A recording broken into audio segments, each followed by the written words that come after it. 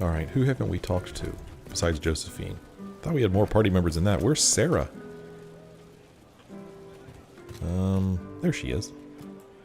Walked right past her. Finally got a party, yeah? A bit of fun for saving the world. It's the least Andraste's herald deserves for making things normal again.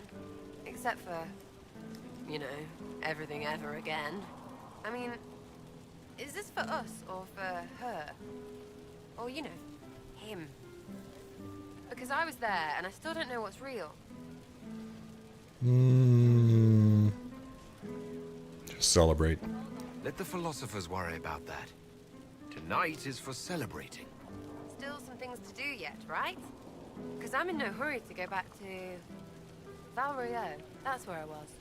You mind if people still stay around? Or whatever?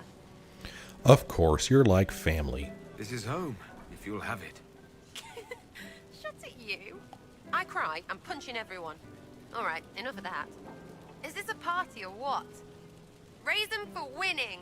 Big freaking heroes, Inquisitor. All of us. Alright. Who else? Oh, I can't talk to him again.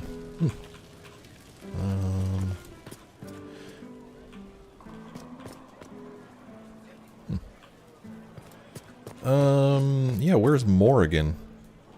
And, of course, I want to know where Solace is. Oh, he's got that door blocked.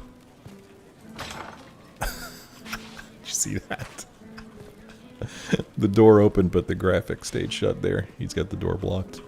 Alright, can't go through there. Yeah, watch. Let's see if this one does it too. Oh, that one actually did open, but I can't get through him. Excuse me, I'm the Inquisitor. I'd like to get past. Alright. Well, let's talk to Josephine here. Ugh, I should never have hired new caterers so late. Leave it be, Josie. Everything's fine. It is not! I'm so sorry, nothing's quite as it should be. Oh, do you like the drinks? I'm not sure about them. Everything is lovely. The drinks are fine. It's been a wonderful evening. I hope you're not just saying that.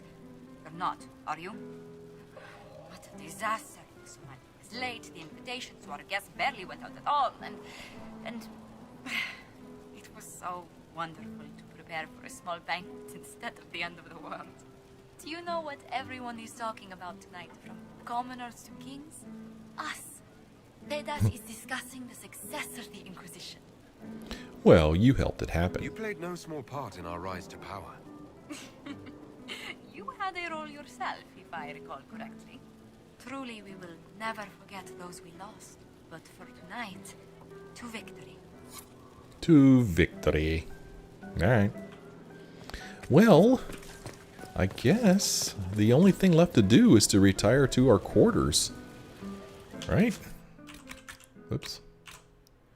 Yeah, retire to your quarters. We can't even go back to the Undercroft. So, let's retire to our quarters. Did we really talk to my entire party? Why does it feel like I'm missing someone besides Solace and Morrigan? Yeah, I don't know. Let's see. That's funny. Look, Josephine is still showing up over there. Because that's her normal place. That's funny. That's funny. And Vivienne, let's see if she's still up here. Well, not that I can seem to highlight. Alright. Well, yeah, let's return to quarters and see what happens here.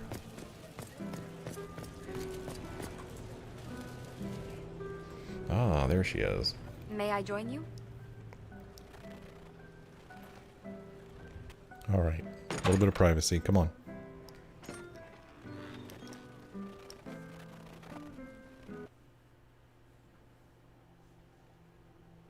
I wanted to catch you.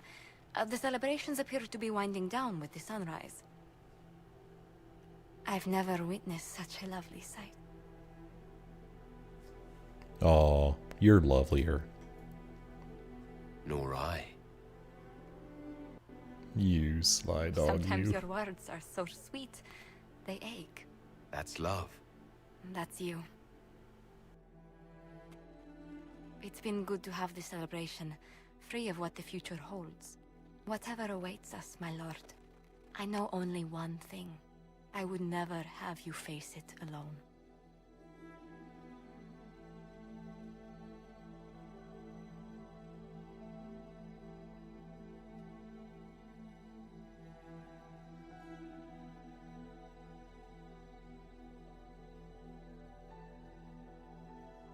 Tis said that Corypheus woke after his long slumber and found the world gone awry.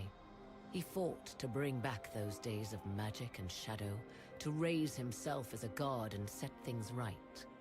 Now, we are left with a scar in the sky to remind us of what almost was.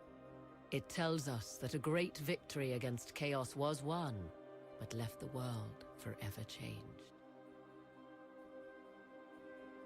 Consider the mighty empire of Orlais, where Empress Selene remains on her golden throne. The civil war is ended, and order finally restored. The Empress is unchallenged.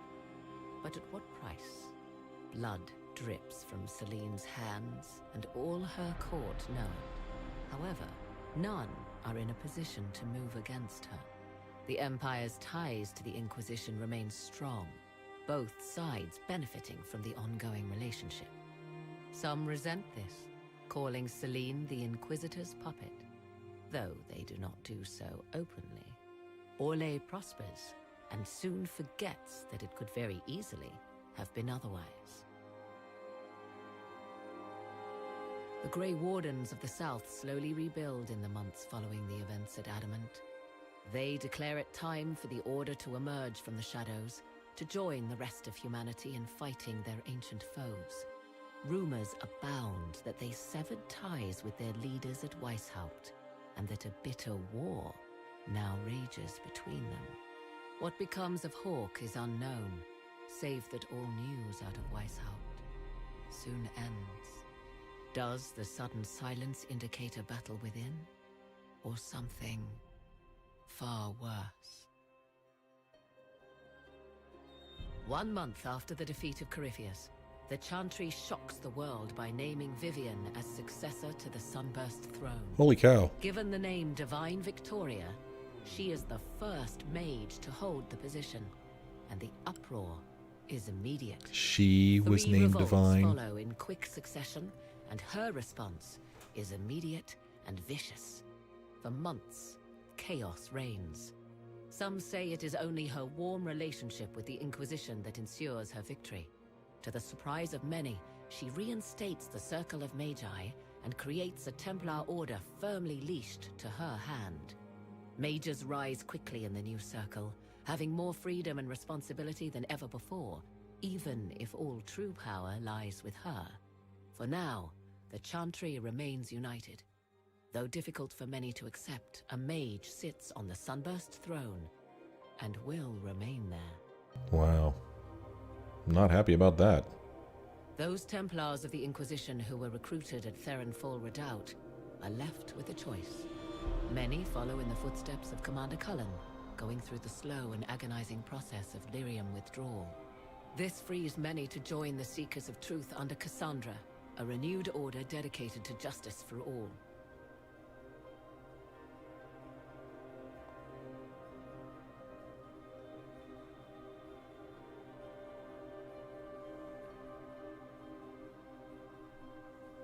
And what of the Inquisition itself? Its military might has grown, now rivaling that of kingdoms. Fear of the Inquisition's army has become the true source of its power. I leave Skyhold now, knowing that power will continue to grow. The Inquisitor is a symbol to many, a leader of the changing world order. To others, he has become a target. They linger in the shadows, waiting for their day to come. When it does, the Inquisition shall stand ready.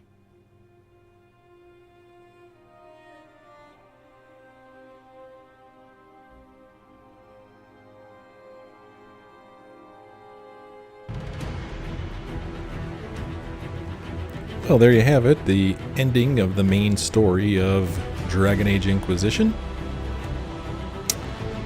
Final thoughts. Well, my thoughts right now are little disappointed with the end, I must say. It seemed like an awful lot of build-up to Corypheus and his arch-demon dragon. And it really wasn't that much of a battle at all. Wasn't much of a struggle, which I'm actually okay with. I kind of get a little tired of games that where, you know, the final battle is this big, huge thing that you have to slog through to get to the end of the game. So I'm okay with it gameplay-wise, but story-wise, it was a little disappointing. I mean, Corypheus really wasn't much of a challenge at all. Of course, there is the fact that I was quite a bit leveled up. I think I was level 23 or 24, and it says it recommends level 16 to 19 to go through the end part of the game. So, yeah. My party and I were over-leveled for that area, so that may be a reason that made it that easy. The game itself, overall, I really did enjoy. Very glad that I played it. I liked the story overall. There were some, definitely some interesting parts. As far as the gameplay goes, I was okay with the variety of things to do in the different areas of the game. Although I could see other people maybe getting a little tired of, you know, here's a new area, here's some new shards to collect, here's some new astrariums to find. I was actually okay with that. I thought it gave you an excuse to explore the areas and kind of satisfied this, I don't know, this satisfaction I get in checking things off of lists. I like checking things off of lists, and finding shards and other such things help me do that. So I'm okay with the quests that were available in the different areas. I do wonder, though, how important it is to explore all those areas. I wanted to play this game as thoroughly as I could, of course.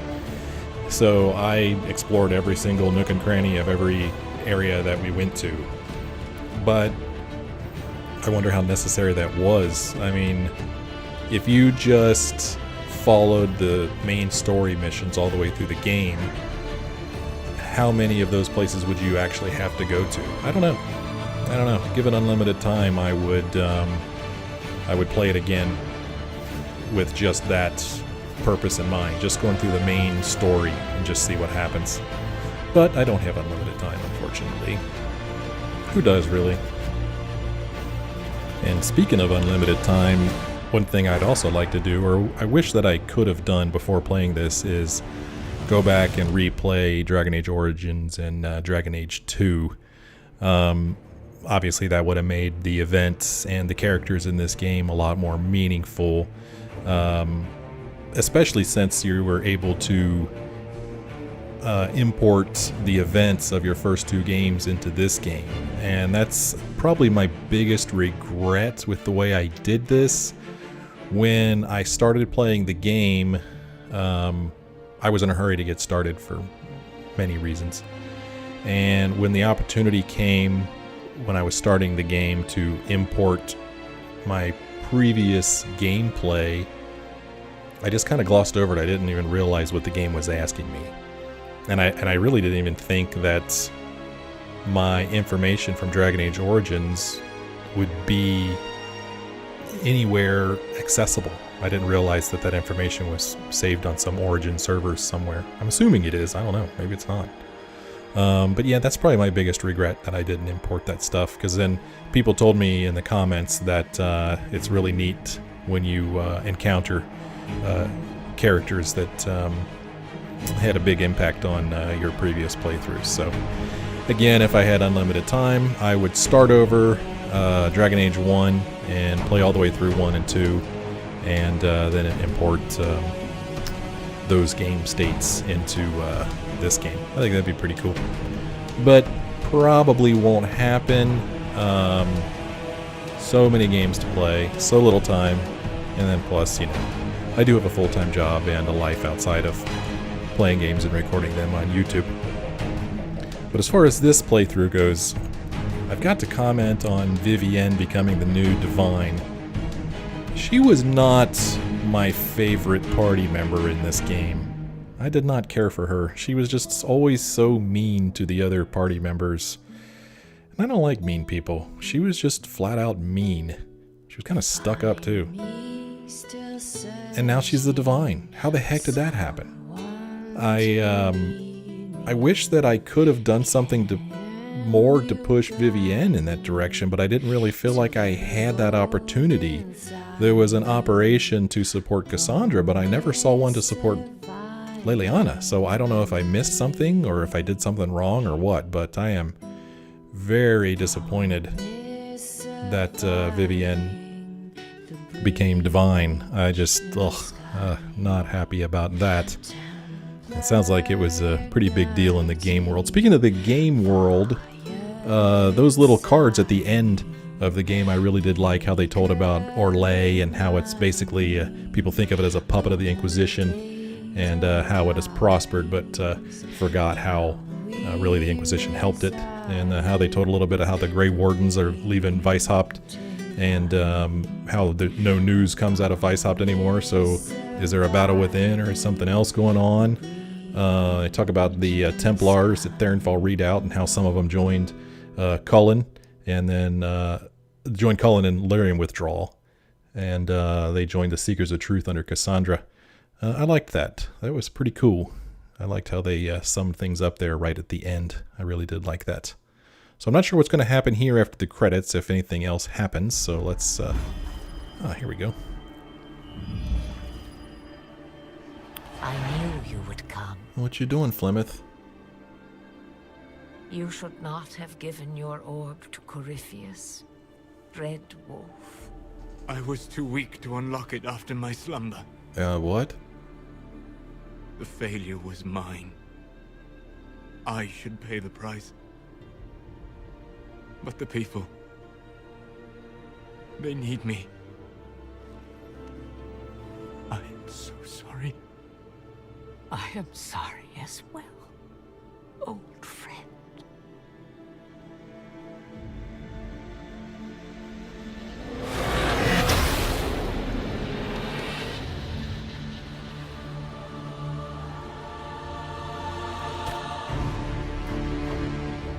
Is she dead? What the hell? What the hell was that? Okay, that's pretty awesome right there. Okay then, well, what we just saw there was obviously something very important game-wise. We see Solace meeting with Flemeth, and the most interesting thing about that, I think, was that she called him Dread Wolf. And if I remember correctly, Dread Wolf is known by another name in Elven history. Let's see. I don't know if this will be under history or characters or what. Yeah, this... I don't think it's part... Oh, Fen'Harel, the Dread Wolf. There it is right there. So let's read a little bit about Fen'Harel, the Dread Wolf. She called him the Dread Wolf. There is precious little we know about Fen'Harel, for they say he did not care for our people. And I'm going to guess this is an elven person who's writing this. Elgernon and Mythal. And Mythal is the god that was basically inside of Flemeth. Elgernon and Mythal created the world as we know it. Andril taught us the ways of the hunter. Solace and June gave us fire and crafting. But Fen'Harel, the Dread Wolf, kept to himself and plotted the betrayal of all the gods. And after the destruction of Arlathan, when the gods could no longer hear our prayers, it is said that Fen'Harel spent centuries in a far corner of the earth, giggling madly and hugging himself in glee. The legends say that before the fall of Arlathan, the gods we know and revere fought an endless war with others of their kind. There is not a heron among us who remembers these others. Only in dreams do we hear whispered the names of Geldoran and Dernthal and Anaris, for they are the forgotten ones, the gods of terror and malice, spite and pestilence. In ancient times, only Fen'Harel could walk without fear among both our gods and the forgotten ones. For although he is kin to the gods of the people, the forgotten ones knew of his cunning ways and saw him as one of their own. And that is how Fen'Harel tricked them. Our gods saw him as brother, and they trusted him when he said that they must keep to the heavens while he arranged a truce. And the Forgotten Ones trusted him also when he said he would arrange for the defeat of our gods, if only the Forgotten Ones would return to the abyss for a time. They trusted Fen'Harel, and they were all of them betrayed, and Fen'Harel sealed them away, so they could never again walk among the people. From the tale of Fen'Harel's triumph, as told by Gisharel, keeper of the Ralafaran clan of the Dalish Elves. So, that's what Fen'Harel the Dread Wolf did. He basically betrayed the gods of the people and the old gods. So, Flemeth called Solace the Dread Wolf. Flemeth also called him Old Friend. Flemeth has the spirit, or I guess, of Mythal within her. Does this mean that Solace this whole time has the spirit of Fen'Harel within him? Just my thoughts. I think that's what they're trying to say here. It kind of makes a little bit of sense there. I don't know why, but I mean, why Mythal is in Flemeth and Fen'Harel is in Solace, but it kind of makes sense just based on what little bit we have here. Now, as for what happens there at the end where Solace hugs Flemeth and she appears to turn to stone after he, I don't know, sucks the life force out of her. Did he do that, or did she do it to him? Because if you remember, there's another story where when Flemeth is telling Morrigan about how Mythal came to reside within her, it could only happen if you're a willing host. And she was a willing host, so she allowed Mythal to inhabit her, as it were.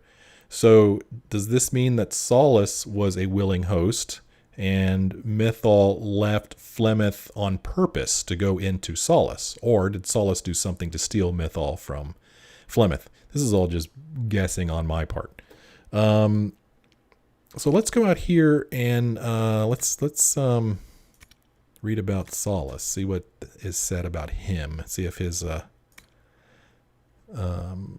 codex is updated. Where is Solace? Where's our good buddy Solace? Solace. Cassandra, I understand our first order of business must be to investigate this bizarre breach in the sky and protect people from the demons descending. While my search continues, I wish to draw your attention to a new arrival at our camp, an elven apostate calling himself Solace. Solace entered the camp voluntarily, surrendering his staff to Chantry forces without protest. He is not Dalish and says that he has never been part of the Circle, claiming instead to have studied magic peacefully on his own, particularly magic tied to the Fade. While I suspect you will be reluctant to accept the help of an apostate, Solace did come to us freely. Interesting. Witnesses saw him in a nearby village at the time of the blast, so he was likely not responsible for what happened at the Conclave. However, he has described the effects of the breach in enough detail to convince me that he knows more about the Fade than anyone else present. Solace has requested permission to study the lone survivor, that was us, our character, and one of the smaller rifts in hopes of finding a way to seal the breach. He has correctly guessed that it is growing and believes it will destroy the entire world unless we find a way to stop it. Unless you object, I will allow him his studies, under proper observation, of course, Leliana. So that was the note that Leliana wrote to Cassandra when they first encountered Solace. So here's another thing. Inquisitor, despite my efforts, I have been unable to locate Solace. From the site of your battle with Corypheus, he was last seen headed west, still distraught over the destruction of the orb Corypheus carried. From there he disappeared, evading my people so easily and so completely that I am forced to wonder how much he knew about them. When Solace initially approached the Inquisition and offered aid, I questioned him extensively about his background and history. He was evasive, but he did give the name of the village where he grew up, noting that it was small, unlikely to appear on any map. I hate loose ends, so I kept a few of my agents searching to verify his story. They recently located the village, or what remains of it. It is a ruin, as it has been for centuries, its name preserved only in degraded form in ancient Deventer mysteries. Whoever Solace truly is, wherever he came from, he has deceived us from the very start.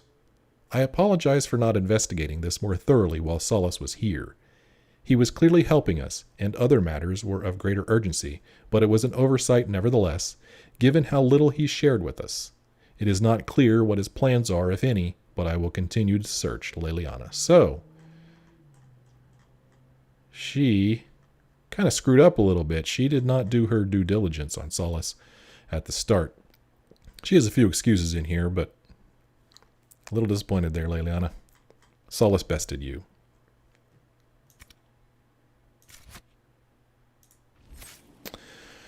So, Codex updated Solace. So, what I'm going to do now is I'm just going to run around to my party members and talk with all of them, I guess, one last time. And then there is an operation that will be completed here in the war room that I want to take a look at. It's about the Venatori map. But I will do that next time as it is break time for me. As always, I thank you so much for watching. And I hope you will join me for what will probably be the last episode or a couple of episodes of Dragon Age Inquisition next time. If you did enjoy this episode or the previous episodes, won't you consider leaving a like or a comment, and make sure you subscribe so you don't miss any videos. Hope to see you next time. Thank you so much.